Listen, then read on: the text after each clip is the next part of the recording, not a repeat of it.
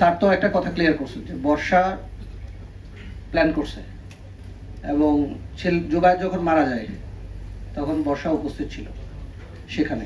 মানে শেষ কথা আমরা যেটা পাইছি তদন্তে, বর্ষাকে জুবায়ের বলছে যে আমাকে বাঁচাও।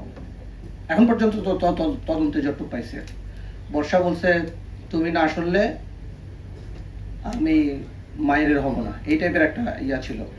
আর আমাদের তদন্তে যেটা উঠে আসছে, দোতলা থেকে সে বাঁচার জন্যই মূলত, বর্ষাদের বাসা তো 5 তলায়, 3 তলায় বর্ষার 3 তলায় সিঁড়ি গোড়ায় ছিল এবং সে পুরা নিচের ইয়েটা দেখছে। যে হত্যাকাণ্ড যে হয়েছে বর্ষা নিজে কনফার্ম হয়েছে। কনফার্ম হওয়ার পরে জুবায়ের দোতলায় বেল ছিল, কলিং বেল বাজানে দরজায় ধাক্কা দিছে। দরজাতে ধাক্কা যখন দিছে তার রক্ত দরজা দিয়ে গড়ায় এখানে নিচে পড়ছে।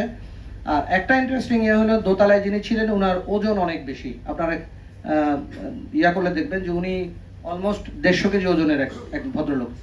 উনি উঠে যখন দরজা খুলছেন, মানে অনেকক্ষণ সময় লাগছে, আমাদের তদন্তে এটা আসছে আর কি। উনি উঠে যখন দরজা খুলছেন ততক্ষণে মাহির 3 তলায় পৌঁছে গেছে। দোতলায় ধাক্কায় 3 তলায় পৌঁছানোর পরে সে ইয়াকে পাইছে, বর্ষাকে পাইছে। ওইখানে এসে বর্ষাকে বলছিলেন আমাকে বাঁচাও। বর্ষা যেহেতু চাইছে যে জুবায়ের চলে যাক, সে আর কোনো হেল্প করে নাই, বলছে যে তখন ওইখানেই জুবায়ের পড়ে গেছে। এইটুক তদন্তে আসছে আমাদের, এর বাইরে কিছু আমরা জানি না।